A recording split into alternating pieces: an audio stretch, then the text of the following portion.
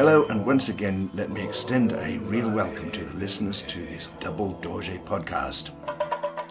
The last couple of episodes, that's the one about the 4 revolting thoughts, and the one that touches on the whole business of refuge, were fairly serious. But amongst other things, in the trailer I did promise you some traveller's tales, and I think it's time for one of those. To be honest, the story doesn't amount to all that much, but it did mean a lot to me at the time, so I hope you might be able to share some of the feeling. Firstly, forgive me for the brief interruption, but let me urge you to take a moment to like this episode, to share it, and tell your friends, and if you haven't already, to subscribe to the Double Dorje. Thank you. Now, we are going back some 3 decades or more. I was lucky enough to go on a pilgrimage with about 20 other students of my teacher at the time, Chimi Rinpoche. Let's forget the run-up, how we got there, what was our destination. Just picture yourself in the far eastern part of Tibet, in Kham, more specifically in Jeikundo, or Yushu as it is now known under its Chinese name. The town of Jeikundo is of significant size, but I'm afraid I haven't got a number for you any more accurate than some tens of thousands. But somehow we were there. The governor's guest house is probably not the worst place to stay in Jeikundo. The indications that we gathered from the way our whole journey had been organised were that it was probably, in fact, one of the best. From what we could see, the place itself was rather less grand, although we were far too pleased to be there at all to be very worried. On each of 5 concrete floors was a small office where the keys were held.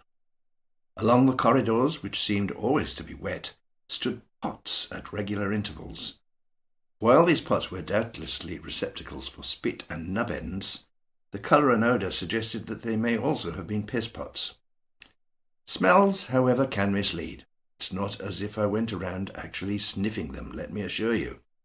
But the toilets opened directly onto the corridor, with nothing but a mottled grey-brown curtain for a door, hanging from the lintel down about as far as waist height. The toilets themselves were an interesting compromise with Western methods. A row of metre-high cubicles is something you could see often enough in China, but usually these had a single hole in the floor of each cubicle.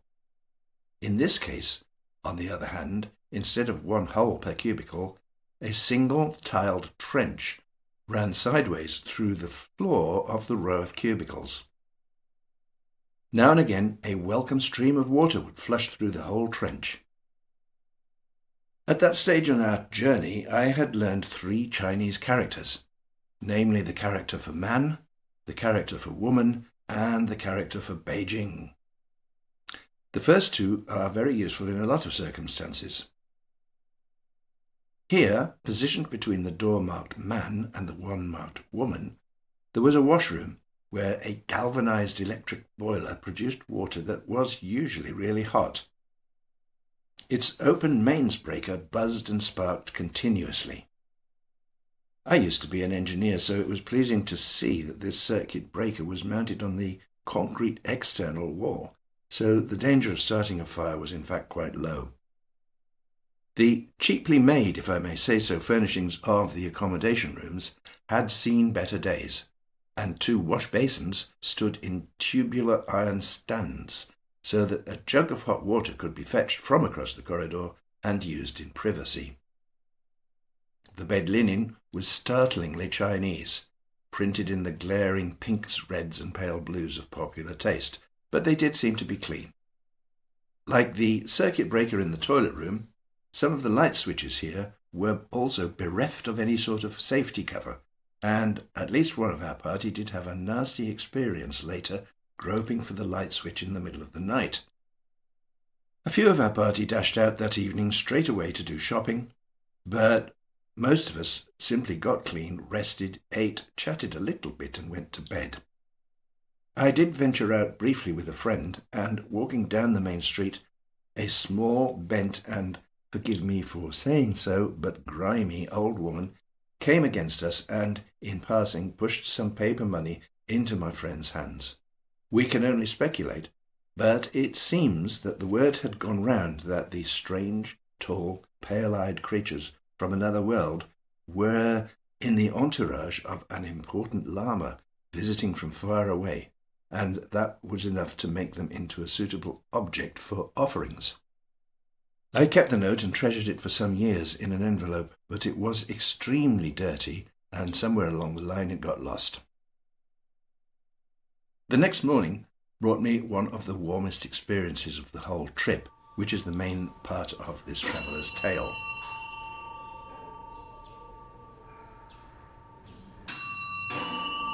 Having gone to bed early the night before, I woke up really quite early, and by 7 o'clock I was ready to explore. I left the guest house with no more plan than to wander a little and see whatever was to be seen. The main street was a style best called New Chinese, and with all goodwill can, as such, only be described as ugly. I passed the cinema and walked towards the main junction, next to which there is an open square used as a marketplace. Looking across the square, you can see the badly damaged Sakya Monastery, which overlooks the town from high on a nearby hill. Behind the square, I could see some older parts of the town, so I took that direction and soon found myself climbing narrow paths, no paving whatsoever, and with water trickling down the middle. The doorways of the brown-walled houses were decorated with prayer flags, under which brown dogs lay sleeping on the brown earth, warmed by the morning sun. A man, some kind of middle age, was standing outside his door, and as I climbed past him, we went through that sort of stranger's recognition procedure that starts with something like a blank stare, then a curious stare, followed by a slight smile, and if that's reciprocated, you finally get to big smiles. I continued to climb, and I soon realized that this guy, whoever he was following close behind me. Mistakenly, I thought that he was following just to see what the long-nosed person was going to do, and since he made no attempt to speak, I decided after a minute or two to make it easy by sitting down on a rock and using a bit of exaggerated play acting to communicate that I was out of breath. We were at quite a high altitude, although I can't remember the figure, so that wouldn't be surprising. By now he had been joined by a friend, and the two of them stood in front of me, watching. I had my mala, my string of Buddhist beads, around my wrist, and I could see that he had noticed it. In fact, he bent forward to examine it. The only things that are essential for a mala are the beads, but usually a number of other things are strung on it. Most commonly, a mala has 2 short strings, each of which has 10 little rings that slide up and down, and a larger ornament at the end of each. The ornament can be in the form of a lotus, and very often, rather than a lotus, it's shaped as a vajra on one string and as a bell on the other.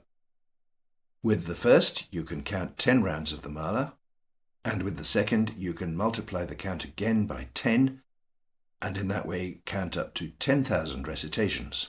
If that's not enough, it's also possible, and actually quite common, to use a little clip that can be moved from one bead to the next each time the second counter is full.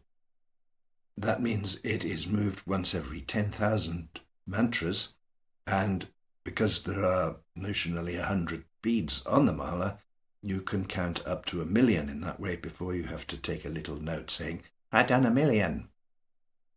I unwound the mala from my wrist and held it out, and as he fingered these small pieces of silverwork, it must have become clear to him that this wasn't just some string of beads worn by some kind of hippie. That's assuming he had a concept of a hippie. It really was a Buddhist mala. It follows from that the pale-eyed stranger, me, was in all probability actually a Buddhist. How amazing! Reading these thoughts in his face, I held the mala up and counted off a few beads while reciting Om Mani Padme Hum.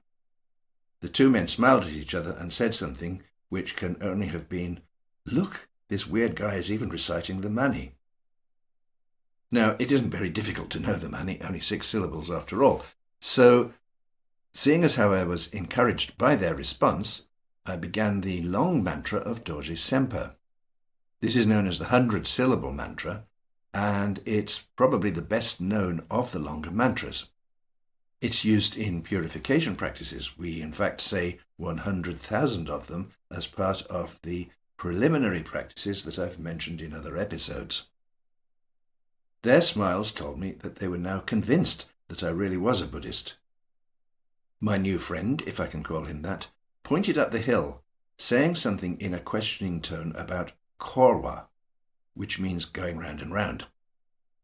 I thought he was asking me if I was going up to circumambulate the Sakya monastery on the rather more distant hill, and I tried to explain that it would be too far for me. As luck would have it, I failed to communicate that. Nevertheless, the three of us carried on walking up the hill. After a minute, my acquaintance recited the first few syllables of the long mantra. I responded with a few more. Then it was his turn, my turn, and we finished reciting together. The three of us kept going, up and round a few more corners between the low, single-story houses. I had the impression that they were mainly made of mud and stones, and in most cases it was only possible to see an outer wall with a single door opening, surrounding what I supposed was some kind of a courtyard, and various living and storage quarters letting into that. I have read relatively recently that to all intents and purposes every single one of those houses collapsed during a big earthquake of 2010, so I think myself lucky to have even briefly seen it from the outside. In due course, we came to a point where I now understood what he had meant by Korwa. We'd come to a small lakang, that is some kind of temple. Literally, it means God house. It can also refer to a shrine room. It was being circled, clockwise of course, by probably 50 or even more Tibetans, and my two companions were in fact on their way to join this morning devotion. The building itself was, at a guess based on hazy memory, maybe 20 meters square. It was dark red, with a veranda to the front looking over the valley. I joined the walkers. At the back of the building there was a row of prayer wheels, and to the side a mass of mani stones, over which hundreds of prayer flags were hanging. Dogs were asleep in most of the available hollows in the mud road. A few times round the building gave time for me, this brown-haired stranger, to be assessed, discussed, and accepted. He looked funny, he couldn't speak Tibetan, and he seemed a little bit lost, but otherwise he seemed to be okay. As I came one more time round to the front, some of the women started gesturing to me that I should go up the veranda steps, where a rather older woman led me to the curtained door. She did 3 prostrations at the step, which is normal when approaching or entering a shrine. I'm not sure if I was actually watched to see if I would do the same, but she did very much seem pleased when I did, giving me a 2-handed thumbs up. The thumbs up gesture is obviously one that's gone right round the world, and then in through the curtain. The contents of the dim interior of this lakang gave me some surprise. The whole building is, in the first place, a housing for the biggest prayer wheel I had ever seen. Each of its handles had ropes attached, so that at busy times 30 or 40 people could squeeze in and help to turn it. There was no space on any of the side walls that wasn't hung with tankas, the paintings of various forms of the Buddha, while opposite the door, behind the wheel, the wall was given over to an altar. The central figure was a striking Guru Rinpoche, at least twice life-size, possibly a bit more, and he was flanked by figures of Chenrezig on his right and White Tara on his left, each of which were maybe 1.5 times life-size. Guru Rinpoche is said to have brought Buddhism to Tibet, although that is a bit of an oversimplification. By the late 8th century, in Western counting of course, there had already been quite a bit of Buddhist activity. The king of the time, Trisong Detsen, was a Buddhist and had invited important teachers such as Santarakshita to help establish the Dharma in his country. A monastery was being built at Samye. A rather impressive centre in Scotland, Samyeling, is named after it. There were, however, at that time in Tibet difficulties, and Santarakshita suggested that the best way forward would be to invite the famous Padmasambhava, noted amongst other things for his magical powers, to be asked to come. It was he who dispelled the difficulties, clearing the way for Tibet to become such a stronghold of the Dharma in the centuries to follow. Since then he has been known as Guru Rinpoche, Precious Guru. Not to get too involved in technicalities, one can say that Chenrezig and Tara are forms of the Buddha, Chenrezig emphasizing compassion and Tara emphasizing active help. Her white form is particularly associated with long life. To one side of these, there was a monk sitting with a flask of water. I turned the wheel and muttered happily for maybe 20 minutes until at 8 o'clock nearly everybody left, so I thought I'd better do the same. I had no idea at all what rules, if any, a person such as myself would be expected to follow, although I now suspect that it would have been perfectly fine if I'd stayed on. But when in Jeikundo, doing as the Jeikundo people do seemed to be a good bet. Outside it was now dog's breakfast time, so I made my way down to the guest house to get some breakfast for myself. Later in the morning, 4 of us pilgrims from the west went back, and I think we all felt the same joy at being able to join in this exercise. By that I mean that it was religious in the simple sense, having more to do with experiencing beauty, devotion, and inspiration in a concrete and natural way rather than with philosophy or theory. Later, when Atto Rinpoche, whose sad death I had to report a few episodes ago, saw pictures of this lakang, he recognized the spot straight away. He told us that it was called Mani Nama, and it was considered to be a very important shrine. He told us how they would take a horse ride to visit it for the day and have a picnic. Since then, I've learnt that Mani Dunkor is another name for the place, but I don't know the spelling. At first sight, it looks like it might well mean Mani 7 times round. The Mani would refer to the wheel, and it's possible that it was filled with many, many printed mantras. But I don't really have any idea what Dunkor might mean. Perhaps 7 times round, but that's a wild guess. So there's my traveller's tale, and that's the end of today's episode. If you enjoyed it, please like, subscribe, and tell your friends. And keep turning the wheel. Bye.